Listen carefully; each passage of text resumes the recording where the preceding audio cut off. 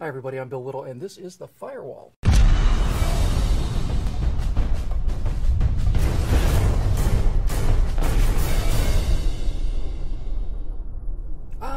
Progressives.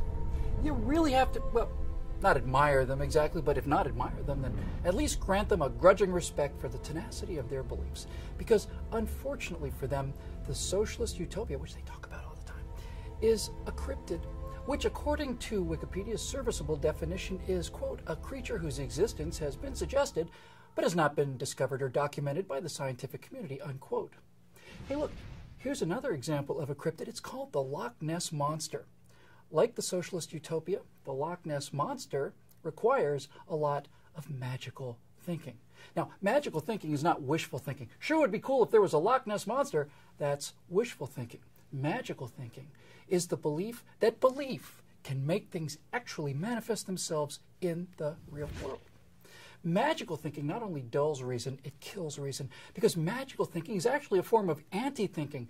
It's belief in something not because of evidence, but in spite of evidence.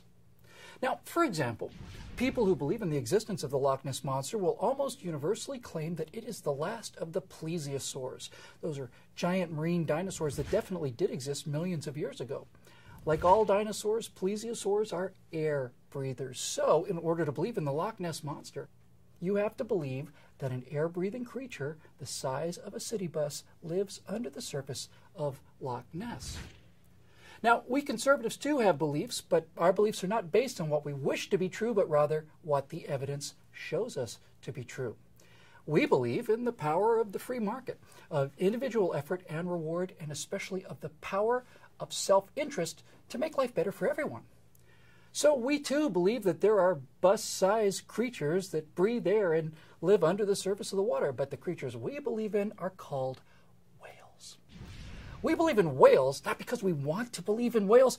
We don't have to depend on a mystery wake in the distance or a blurry outline of what might be humps or maybe a tree trunk. Conservatives believe in whales because there are thousands of pictures of whales being taken every single day.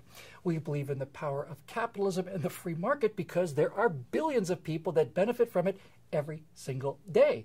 And the evidence of that benefit, even and perhaps especially from former socialist economies like China and India, grows every single day.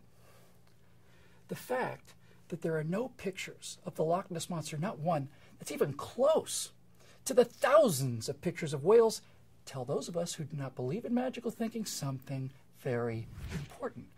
And that is that whales exist and the Lago Ness monster doesn't. Now, if you could print wealth instead of printing money, well, that would be a close-up of the Lago Ness monster, but you can't print Cadillacs. You can only print what people use to buy Cadillacs, and the more you print, the less it's worth. If healthcare were free, well, that would be HD video of the Lago Ness monster being petted on the head. But healthcare is not free. Healthcare is, in fact, very expensive. And if the government pays for it from your taxes, then the government controls it, which means they can turn off the healthcare that you pay for with your tax money anytime they want to. And if war were a big misunderstanding that could be resolved through open discussion, well, that'd be Nessie in a tank at SeaWorld. But it's not a misunderstanding. ISIS wants the world to pray to Allah 5 times a day, murder homosexuals, and keep women in tents indoors. We don't like that, so we're going to have to fight those people.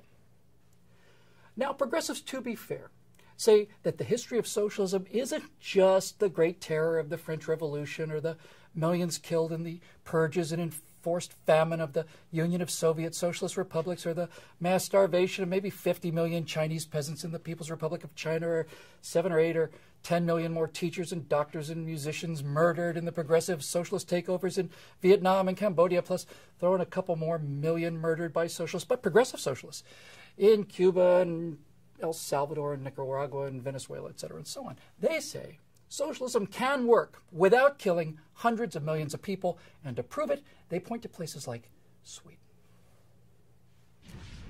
For many years, this was the best single piece of evidence for the Lago Ness monster. It's called the surgeon's photograph. The surgeon's photograph was a hoax. And decades after this picture was taken, some researchers reproduced the hoax to show how it was done. And the shocking thing about it was that the little model monster that they used for that picture was only about this big. It was about the size of a duck decoy. And it's only knowing that you can now look at the surgeon's photograph and see what's wrong with it. The waves, they're too big and they're too smooth. They look like ripples. It's because they are ripples. The best evidence of the Loch Ness Monster was so poor that without magical thinking, people would have seen through it right away. Now, it is absolutely true that Sweden is a socialist country in the real world, but good socialism, as it exists in Sweden, is not real. Sweden has cradle-to-grave socialist benefits for a while, and only a short while, because, like the Loch Ness Monster, Sweden, unfortunately, is a fake for two beneath-the-surface reasons. First, Sweden can afford to pay all of these benefits, free health care, free maternity leave, and so on, because the cost of defending Sweden is paid by American capitalist taxpayers. I don't want to hear about the few fighter jets or token troops that Sweden might have. All of the money made by all of the Swedes could not pay for Sweden's defense against the Union of Soviet Socialist Republics. Good socialism only exists because capitalists pay to defend the good socialists from the bad socialists. And Sweden and the rest of the socialist states is a fraud for a second reason. All of the European socialist states, all of them, they're dying. Socialism is an economic Ponzi scheme, you see. In order to pay for someone from cradle to grave, someone else has to do the work to come up with the tax money. As long as you have a pyramid, as long as enough young people are working at the bottom, then yes, you can afford these kind of benefits up at the top with old people. And sure enough, that was the case for several decades after World War II. But look, a stable society, not a pyramid, just a column, requires about 2.1 births per woman. 1 to replace the man, 1 to replace the woman, and 0.1 to take the fire challenge on Facebook. That 0.1 belongs to Darwin. They're not going to live long enough to have kids. Sweden's birth rate is 1.9. There are fewer Swedes every year. Norway's 1.9, Denmark is 1.7, Canada's 1.6, Japan is 1.4. Spain and Greece are both 1.3. These social welfare states are dying. Turns out, if the government gives people everything they need to live, well, they don't seem to want to live anymore. Not as a culture, anyway. They're all dying, all of them, and their welfare states are being propped up by importing workers from places like Yemen, where the birth rate is a robust 4.2. Now, unfortunately, these imported workers, many of them from Muslim countries where they still do want to live, apparently, aren't Swedes, no matter how hard Sweden tries to make them Swedes. So, blonde Swedish women no longer feel safe going out in a miniskirt. And for at least 5 years in neighboring Oslo, Norway, the percentage of rapes caused by that small Muslim minority was 100%. All of them. As the brilliant Mark Stein said, demographics is destiny.